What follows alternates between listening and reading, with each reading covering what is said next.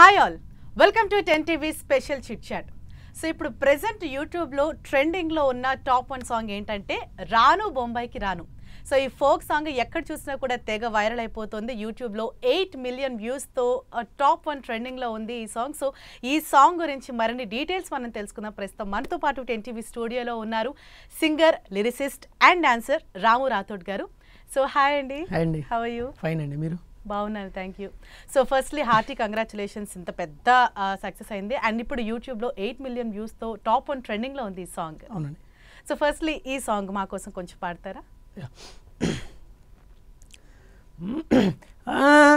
అద్దాల మేడలున్నాయే, మేడల్లా మంచి సీరలున్నాయే, సీరంచు రైకలున్నాయే, కొనిపిత్త నాతో బొంబాయి రాయే, రాను నే రాను, రాను బొంబాయికి రాను, రాను బొంబాయికి రాను, రాను బొంబాయికి రాను, రాను బొంబాయికి రాను, రాయ రాయ పిల్ల రంగుల రాట్నం ఎక్కించి జాతరంతా చూపిత్తా, రాను రాను పొలగా రంగుల రాట్నం ఎక్కించి నన్నాగం జతవంట, అందుకే రాను నే రాను, రాను బొంబాయికి రాను, రాను బొంబాయికి రాను, రాను బొంబాయికి రాను, రాను బొంబాయికి రాను. సూపర్ సూపర్, థ్యాంక్ యూ అండి. Thank you.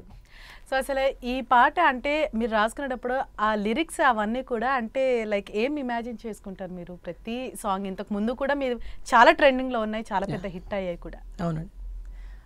ఇమాజినేషన్ అంటే ఏం లేదండి, లైక్ లిరిక్స్ రాసేటప్పుడు ఒక చిన్న కాన్సెప్ట్ అనుకుంటా. సో జనాలకి ఏం కావాలి అనేది నాకు ఫస్ట్ నేను థింక్ చేశాను. అంటే లైక్ నా సాంగ్స్ ఎలా ఉన్నాయి, తర్వాత నీకు లైక్ వచ్చే సాంగ్స్ ఎలా ఉన్నాయి, నాతో పాటు చాలా సాంగ్స్ రిలీజ్ అవుతుంటాయి నేను చేసే సాంగ్స్తో పాటు. సో వాటికి నా పాటలకి ఏంటి డిఫరెన్స్ అనేది నేను బాగా థింక్ చేస్తాను. వన్ థింగ్ థింక్ చేసి ఏదన్నా సరే లైక్ యూనిక్గా ఉండాలి. అంటే రాము రాథోడ్ సాంగ్ ఇది అని చెప్పి టక్కుని ఇట్లా గుర్తుపట్టాలి. లిరిక్స్ కానివ్వండి, ట్యూన్స్ కానివ్వండి, ఈ పాట అయితే ఓకే ఇది రాము రాథోడ్ది, అలాంటి మార్క్ క్రియేట్ చేసుకోవాలనేది నేను ప్రయత్నిస్తుంటా ఎప్పుడు. సో డిఫరెంట్గా రాయడానికి ట్రై చేస్తుంటా, ట్యూన్స్ కానివ్వండి అని.